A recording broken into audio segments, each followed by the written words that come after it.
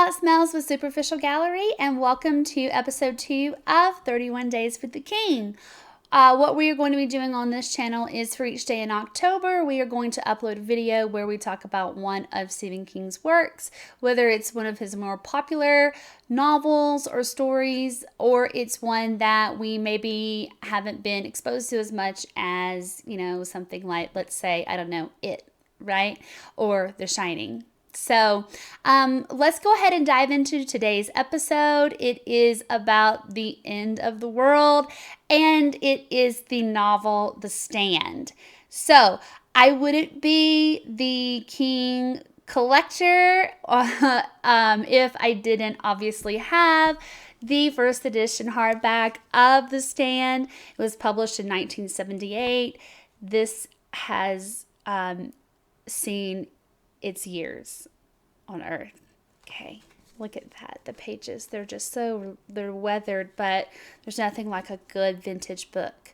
Now, The Stand is also King's longest novel to date, and that is thanks to the complete and uncut version that came out several years later, which included all of the dialogue, all of the things that King had to cut out of the first publication at the editor's request. So this is also a first edition. It's also been heavily loved.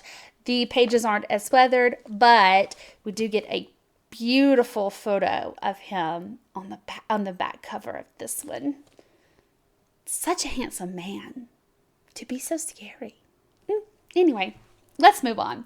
So The Stand is a story about a post-apocalyptic world where nearly all of the population has been kind of killed or has died off due to a deadly outbreak of influenza that was being held by the government and was meant to only be used during biological warfare. So, oops. I think it's also a good time, if you're into this, for a public service announcement. It's flu season. So, if you are into it, get your vaccination. So anyways, the story is essentially a battle of good and evil.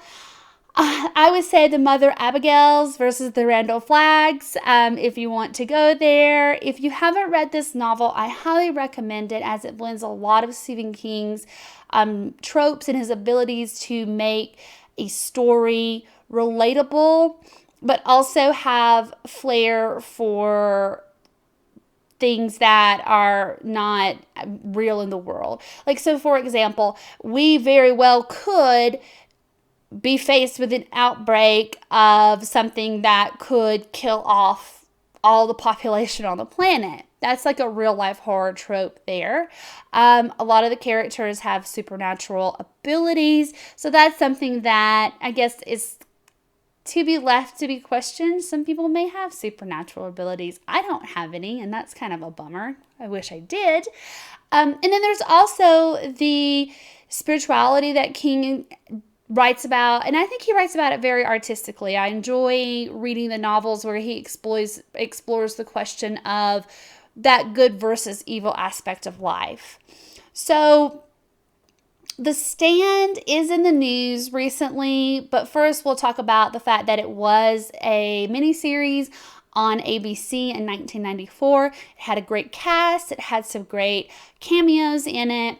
The issue or the criticism that was met for this adaptation was that the material had to be cut down and toned down a lot for television, and that unfortunately left out some of the greatest aspects of the novel and kind of what makes it one of his best stories to date. It's definitely in my top 5 Stephen King novels. So with that in mind, over the years, they've tried to greenlight projects where they make The Stand into a major motion picture for like the theater, but it's never come to light. And that's just got a whole backstory on its own that well, quite frankly, isn't, I guess, worth mentioning because we're not getting a big screen adaptation anytime soon that I'm aware of. But what we do know is that in 2020, we will see The Stand come back to television. It will be on CBS All Access, and the cast that has been announced so far has really just been amazing. I am really looking forward to it. We've got Whoopi Goldberg as Mother Abigail, which I think is the mecca of casting, in my opinion. I'm very excited to see what she is going to do with the character. Obviously, I just can't imagine anyone else playing Mother Abigail now that I'm envisioning her. We've got James Marsden. He's going to be playing Stu Redman. So he's most recently known as Teddy on Westworld on HBO. We've got Amber Heard. She's got a great filmography under her belt. I love all of her works, all of her movies that she's been in. She's going to be Nadine. And then kind of rounding out the cast, or just rounding out the highlight of the cast, is Alexander Skarsgård. He is going to be playing the Dark Man, Randall Flagg himself. I'm very excited about this casting, as well as I can totally see him being Randall Flagg. And it's not just because he was a sexy vampire on True Blood. Maybe. I don't know. So, really looking forward to that coming out. Again, if you haven't read The Stand, it's a doozy. It's going to take you a while to get through it, especially if you decide to do the uncut version. Obviously, it is a lot longer than the first publication. However, if you choose to go with the first publication, I mean, it's you got the same story. It's just, condensed. It doesn't have all the elements in it. One more note.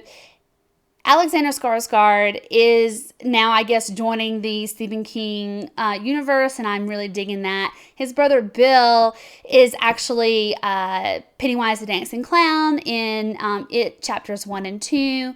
And he was also the kid on season 1 of Castle Rock on Hulu. So, a couple of things. If you're looking for a podcast, a companion podcast to Castle Rock, please check out Castle Rock Historical Society. It is co-hosted by Katie Einstein and Hannah Selector. They do an amazing job recapping the show, and we're really looking forward to season 2's release, which is a tie-in to yesterday's upload for Misery, where Annie Wilkes is going to be coming back to haunt us. And I'm kind of excited about that. Also, make sure you go over to superficialgallery.com if you want to get all of your latest horror news. We write a lot of cool stuff out there. We do reviews and things like that. So make sure you head over there and subscribe to the mailing list to get all of the articles that we publish there. One last thing. Be sure you subscribe to this channel and hit the bell for the notifications so you know when our posts go up daily. I look forward to doing this every day with y'all. I'm a huge Stephen King stan.